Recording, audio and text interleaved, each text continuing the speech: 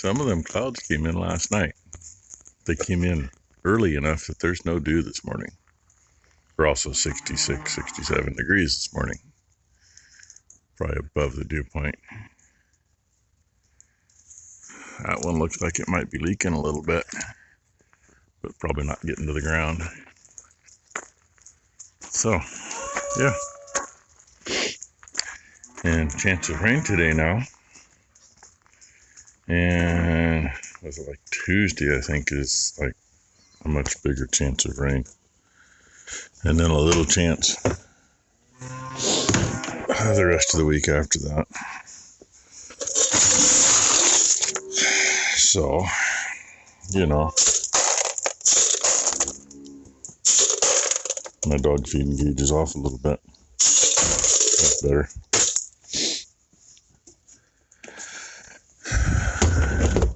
I'm in the advantage this morning. There's no dew.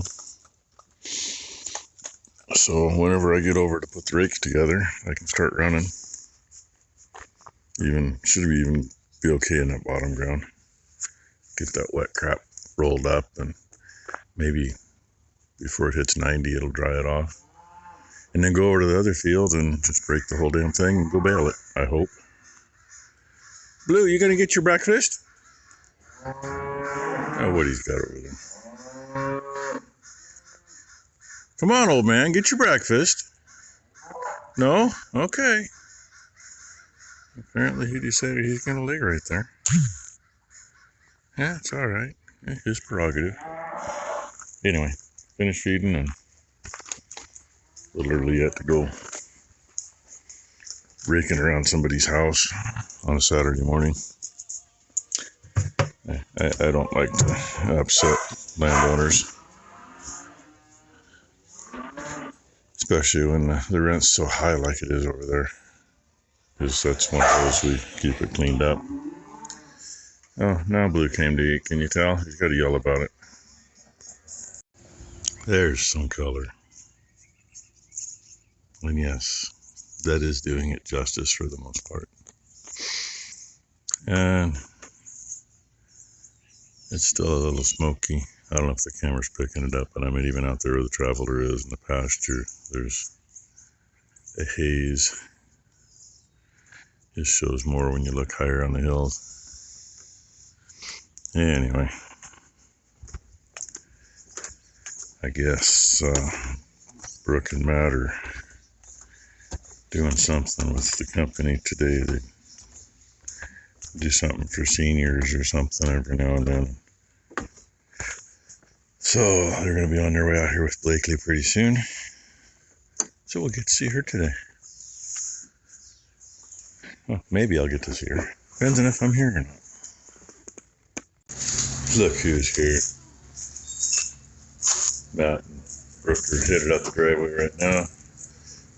They're doing yard cleanup for elderly people. That's what they're doing today. Peterson Cat does that. 60 volunteers doing it.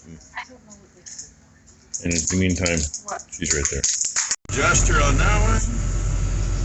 This tractor's fueled. That one's fueled. I might put some in the John Deere before I leave with the service truck.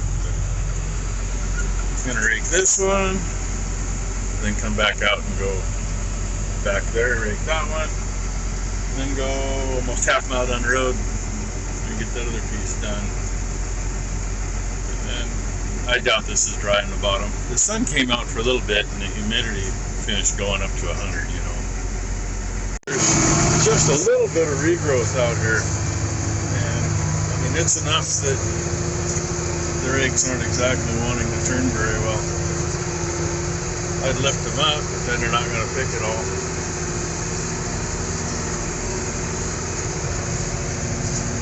So, yeah. Thank God they're not ground drive, right? And it looks a little wet underneath. I'm thinking probably wet enough that I'm probably, we'll see. We may not end up baling it. Not sure what the hell we're going to do with it, but like I said, we will see. This here's dry, and that down there is not. You can see my tires, they're wet. That's all ground moisture. Looks like I drove through the water. Got that other shit done. I actually had to raise the rakes as I was going through the field so they keep turning. And just think, these things are very common during silage. Rolling wet alfalfa, wet clover, wet grass. But it also doesn't have a foot of growth into it. Not a lot in this, obviously. But I wasn't picking this side up worth a damn. There's actually quite a bit right there and then right through here. So I just lowered the new screw, and the old screw I tried to lower. If you see where that piece of straw is laid across there, it's missing a thread. It won't move either way. I can move it not even a quarter of a turn. So it's probably a good thing I got the other new parts. I just wish there's some way I could keep from losing the spring and the washers. I don't know how though. I mean, the only thing I could think we could do would be weld a washer on up here that's gonna make it break there anyway, so what the hell is $300 every time you do it. So the sun came out, it got really muggy, then the sun disappeared for a bit and it cooled off a lot. I'm hoping I can bale this piece too. Well, this and that and that. And something over in the other field. Maybe a kitty cat. It's like middle of the screen. Yeah, there it is. I see it now. Yep, dead center in the middle.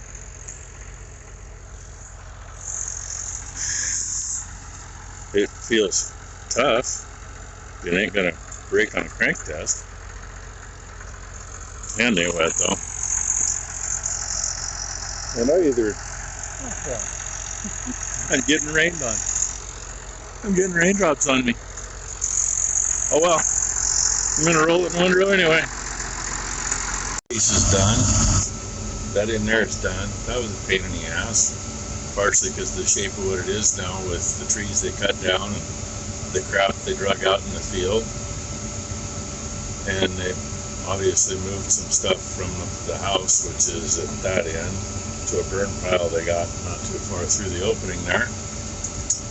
I picked up 6 boards off the tops of the windrows. Luckily none of them had nails in them, but any one of those, I mean, I'd bust rake teeth on them. One of those made it in the baler, there'd be a big bang and God knows what had happened. And then since that and where I'm sitting is now a different property owner, the line is that row of trees, so I had to cut across right there, which makes this piece fun. But that's how I'm going to keep track of it. Keep it on the up and up.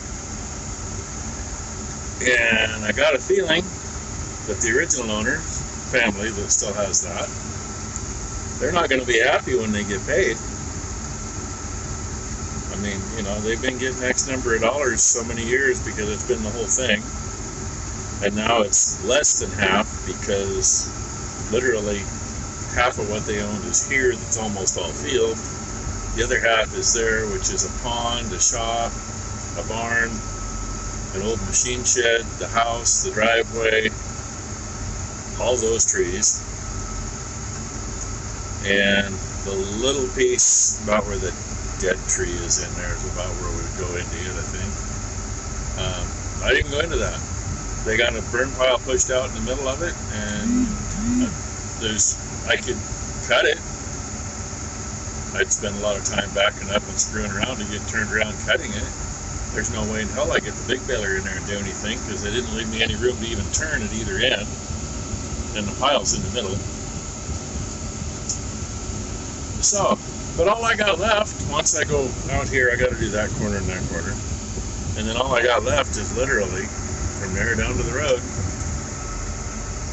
So, oh, and here's the other reason I stopped. See that nice green spot right there? That is wet. If we look over right there, There's even a track where I sunk in. Gotta love having row croppers uphill from you right through the crush line. Let's see. Right about there, they've got it split. They've got filberts planted from there to the road, but from there this way, all the way back behind me to the line, is all in berries that they are irrigating. That wasn't wet when I cut. Part of that windrow may be getting shoved into the brush because I ain't putting it in a bale.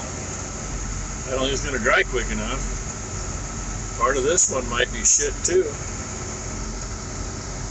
In our first go around with row croppers, we had really nice Timothy field about 15 miles away. Went in, mowed. There's taters next to it. It's like, yeah, things were good. They weren't irrigating. It had just been done. Our field was dry. Got it raked. Went in a day or two later to bale it. I pulled in the field. Out of an 8-acre field, I left 5 acres. Why? Because when they irrigated, every one of their pipes came right to the end of their row of spuds, and they didn't have shields on them. So they were shooting 30, 40 feet out of the field, or more, for the whole length of the field, and it was a long, narrow field. And oh, it's not our problem. Yeah, it is. You're not supposed to be irrigating the neighbors. I mean, I try not to shoot over the line, especially where we got water rights off the creek. I shoot over the line, I'm irrigating something that I don't have rights to irrigate. You'd think these guys that are on a water district would be the same way, but anyway, that's my gripe for now. When I pulled in this field, I got a bunch of raindrops. The whole hood was, you know, they were 3-4 inches apart, size of my thumbnail. Then it quit, the sun came back out. Tyson, she's got the little baler all cleaned up. She just got done pressure washing it, and she was getting rained on the whole time she was pressure washing it. So, who knows? Radar showed absolutely nothing. I checked the radar when she said she was getting wet, and the closest thing on the radar was 70 miles east of us, and it was just little tiny spots. So, yeah, a little breeze will help this. The sun's kind of helping. It's going to be a long video, go figure. So, I got going in this part, and down here by the blackberries, there was 3 turkey vultures. Like, I wonder what's sitting in the windrow. I guarantee that I didn't get it with the mower, because I would have known it. Right about here, I started smelling a little perfume. It ain't too awful bad, just enough you notice it. And just past the blackberries is where they were. And there's little bits of black and white fur that are all in the windrow now. Well, most of it. Some of it was off the edge, so something else got it. Ah, yes. The smell of perfume in the morning. They make great pets if you get rid of that stinker in their tail. Well, backside the river it really is. Remember what happened to your deers? Oh, you're not going to do it now? Little. Yeah? Somebody had to come see me over there right when I finished up, so. Rakes are home, going back to get the service truck. Probably should put a little diesel in the John Deere while I'm there, just because I'm there. And we get to pick on her. Yeah. I see him walking out where he comes from. Both directions. I see him walking. Hey, doesn't that look great? This was the last field we put in small bales last year. We spread manure on this, worked it in, planted it to oats, and we got 7 whole 85, 90 pound small bales off this whole place. So this is what it regrew up as. Lots of oats. Well, a little milkweed. A lot of grass, which I expected that. A little bit of wild radish. And thankfully, so far, I have not seen a single tansy out here. A couple years ago, I filled the back of my pickup with tansy off of this. The drawback, though, see all this dust? Gophers are still here, and they're all on this upper stretch. The lady lives here. Yeah. Her husband's wanted. Married her after he had the place, one of those things. She was in the driveway down by the shop when I came in. She headed straight to the house. I'm assuming they must have some windows open. And she waved to me through the basement door, so. And I mean, I feel so bad about this. Number one, it doesn't do me any good. It doesn't do the cows any good. Sure doesn't do the homeowner and landlord any good. But, hey, this is going to make feed.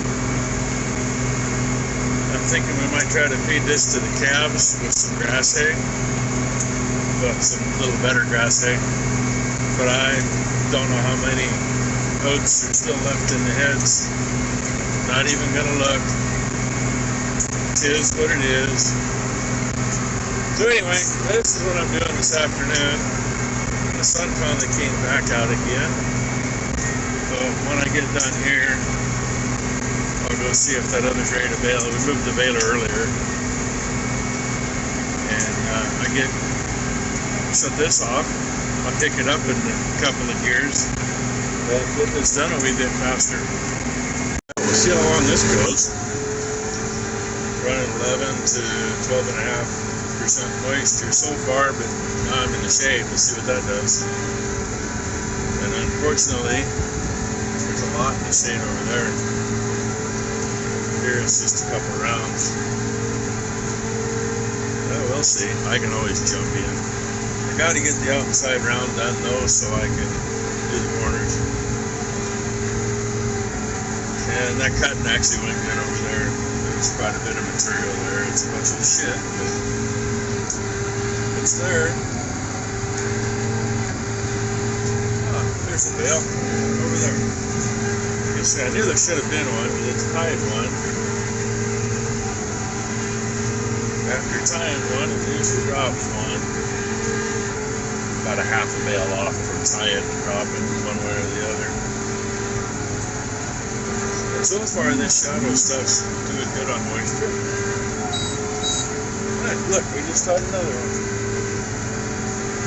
I haven't seen it over 12.8, so I'm going to run with that. Not sure what's going on with that one. Number 6 was deficient, so I just took a chunk of twine back and tied it. But it's a banana. And I adjusted the knotter a little more. It's not quite the same as the other knotters yet, but you know, you do that one flat on the bolts at a time until you get what you want. And as far as I know, that's the only one that's deficient out here.